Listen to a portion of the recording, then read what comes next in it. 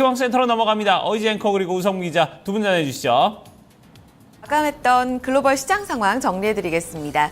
이날 뉴욕 시장에서는 FOMC 7월 FOMC 회의 결과가 공개가 됐습니다. 이에 대해서 아직까지 장중엔 특히나 좀 분분한 의견이 엇갈리기도 했었는데요. 하지만 FOMC 회의 결과 이후에 늘상 뉴욕 증시가 그러하듯 추가 상승을 이어갔습니다. 마감가 확인해 보시죠.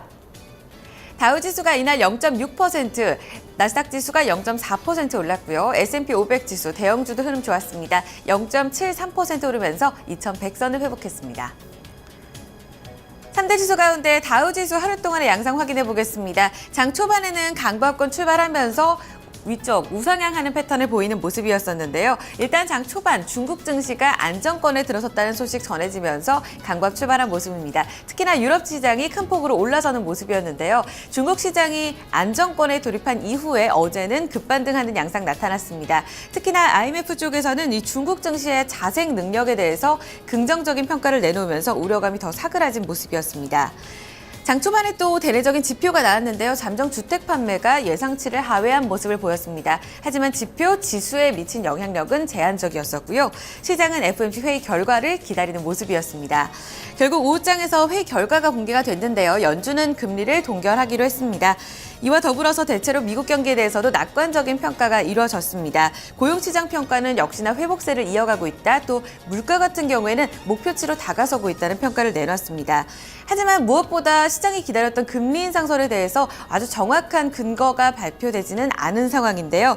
대체로 고용시장과 물가 개선이 이뤄질 경우에는 금리 인상을 하겠다라는 측을 봤을 때는 연내 인상설에는 역시나 힘이 실리고 있는 상황입니다. 외신 쪽에서는 대체로 매파적이었다라는 분석을 제기하고 있는데요. 이날 FOMC 회의 결과 이후로 고점을 유지했습니다. 0.7% 오르면서 17,751포인트 선 다우지수 마감가로 형성됐습니다. S&P 500 지수 확인해 보시죠. 역시 비슷한 흐름 나타냈습니다. 특히나 유가 상승 추가적으로 이뤄지면서 에너지 섹터가 이날 S&P 500 지수를 이끌어가는 모습이었습니다. FOMC 회의 결과가 공개되면서 역시 고점 타진에 나섰고요. 0.73% 오르면서 2108포인트 선 마감가 형성됐습니다.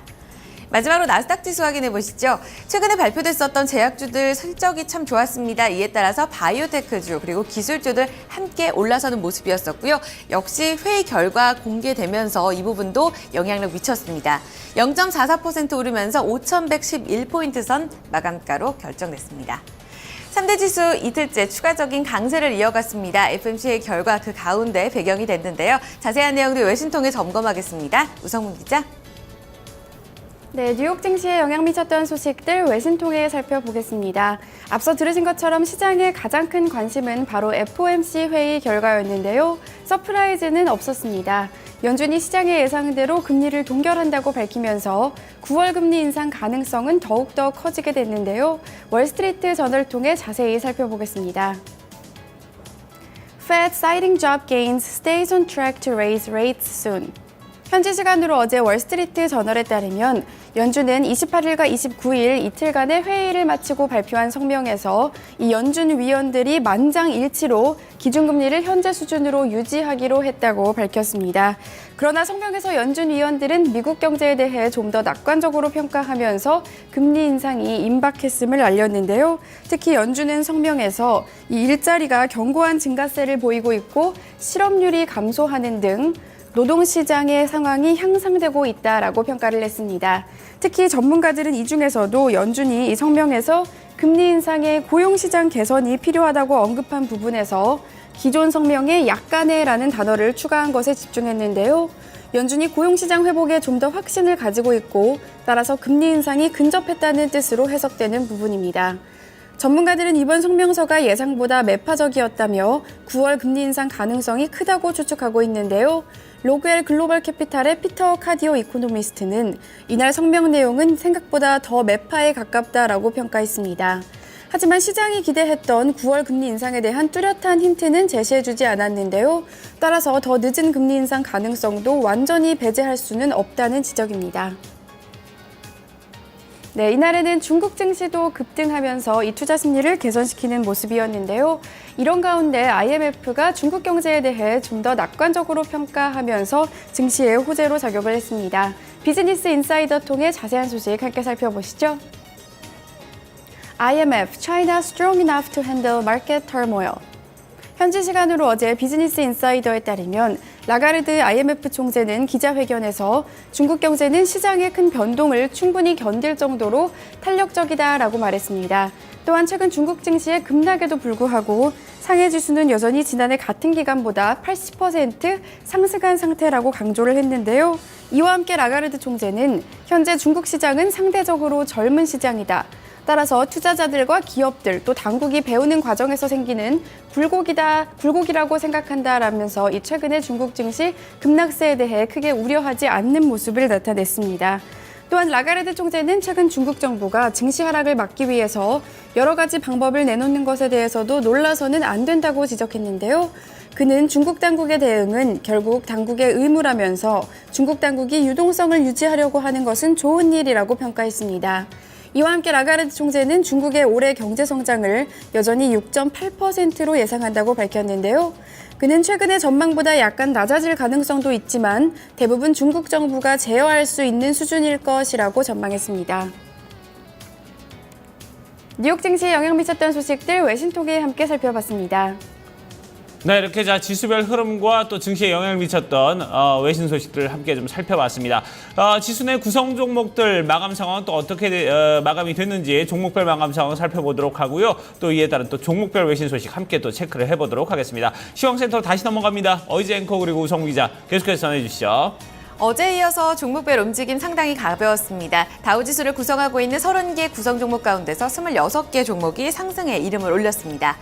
가장 좋았던 쪽은 마이크로소프트를 포함해서 IT 종목들이었었고요. 이 제약주도 추가적으로 오르는 모습 나타났습니다. 이와 더불어서 홈디포인 건축자재 섹터 그리고 통신, 소매 판매, 에너지 섹터들도 추가 상승을 이어갔고요. 듀퐁이 추가적인 하락을 이어갔습니다.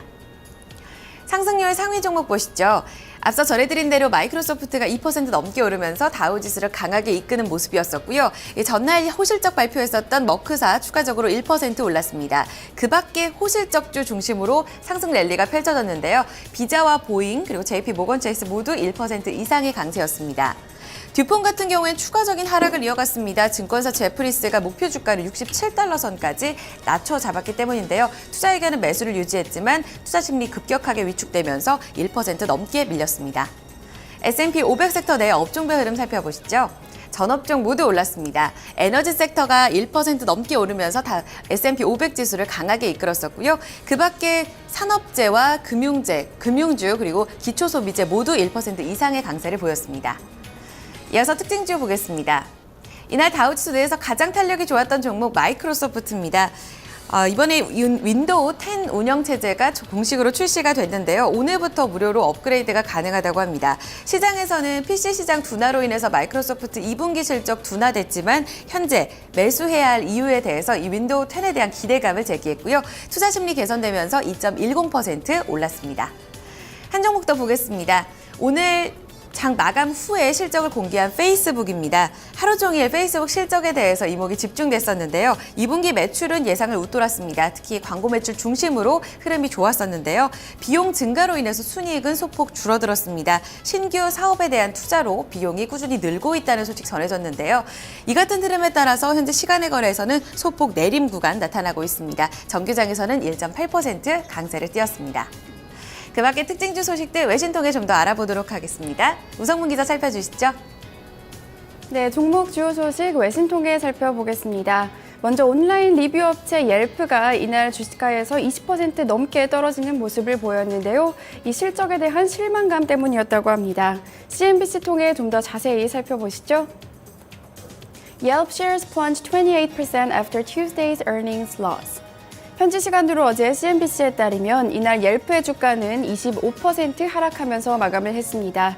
장중에는 주가가 무려 28%나 급락하는 모습을 나타냈었는데요. 지난 화요일 장 마감 후에 공개됐던 실적이 크게 부진했기 때문입니다. 옐프의 지난 2분기 주당 순이익은 2센트 손실을 기록한 것으로 확인이 되면서 전문가 예상치였던 주당 1센트 이 순이익보다 크게 악화가 됐는데요. 매출 같은 경우에는 1억 3,400만 달러로 전문가 예상치였던 1억 3,300만 달러를 상회하기는 했지만 앞으로의 전망치를 낮추면서 우려감은 커졌습니다. 옐프는 이 앞으로의 순매출이 1억 3,900만 달러에서 1억 4,200만 달러를 기록할 것이라고 내다봤는데요. 전문가들 예상치였던 1억 5,300만 달러보다 크게 낮아진 것입니다. 이와 함께 옐프는 최고 경영자인 맥스 레비친 CEO가 사임 의사를 밝혔다고 전했는데요. 이 소식에 주가는 더욱더 하락하는 모습이었습니다. 옐프는 미국 모든 곳의 음식점, 미용실, 세탁소, 병원과 같은 지역 정보 후기를 공유하는 사이트인데요. 최근 홈페이지를 방문하는 사람들이 꾸준히 줄어들면서 실적이 악화되고 있습니다. 주가 역시 첫 IPO를 했을 때와 비교했을 때 반토막이 난 상태입니다. 네, 다음은 장 마감 후에 실적 공개한 기업 살펴보겠습니다. 세계 최대 소셜 네트워크 사이트 페이스북이 양호한 실적을 공개했습니다. 하지만 기대감이 너무 컸기 때문일까요? 양호한 실적에도 불구하고 시간의 거래에서 주가는 떨어지고 있는데요. 자세한 소식 비즈니스 인사이더 통해 함께 살펴보겠습니다. It's a bid for Facebook, but the stock sinks. 현지 시간으로 어제 비즈니스 인사이더에 따르면 페이스북의 이 특별 항목을 제외한 주당 순이익, EPS는 50센트를 기록하면서 전문가 예상치였던 47센트를 상회했습니다. 같은 기간 매출 역시 양호했는데요. 페이스북의 2분기 매출은 40억 4천만 달러를 기록하면서 전문가 예상치였던 39억 9천만 달러를 기록했습니다. 또한 이 기간 일간 사용자 수를 살펴보시면요. 9억 6,800만 명을 기록하면서 지난해 같은 기간보다는 17% 늘어났지만 전문가 예상치였던 9억 7,050만 명에는 미치지 못했습니다. 또한 일간 사용자 수의 17%만이 미국과 캐나다에서 페이스북을 사용한 것으로 나타났는데요. 따라서 나머지는 모두 해외 사용자인 것으로 나왔습니다. 광고 매출의 76%는 모바일 광고에서 나왔고요. 이는 지난 분기 73%보다 모바일 광고 매출이 늘어난 것입니다. 그러나 전반적으로 양호한 실적에도 불구하고 페이스북의 주가는 시간의 거래에서 2% 가까이 빠지고 있는데요. 비즈니스 인사이더는 정확한 이유는 알 수 없지만 일간 사용자 수가 예상에 미치지 못한 것이 악영향을 미치는 것 같다고 추측했습니다. 종목 주요 소식까지 외신 통해 함께 살펴봤습니다. 네, 자 이렇게 주요 종목 마감 상황과 또 종목별 외신 소식까지 함께 알아봤습니다. 유럽 증시 마감 상황도 좀 체크를 해보도록 하죠. 그리고 상품 환율 채권 시장은 또 어떻게 마감이 되는지 자세히 알아보도록 하겠습니다. 어제 그거 전해드립니다. 앞서 마감했던 유럽 증시 분위기 좋았습니다. 중국 증시에 대한 불안감이 해소되면서 상승 랠리가 이어졌는데요. 주요국 증시 탄력도 좋았습니다. 마감 확인해 보시죠.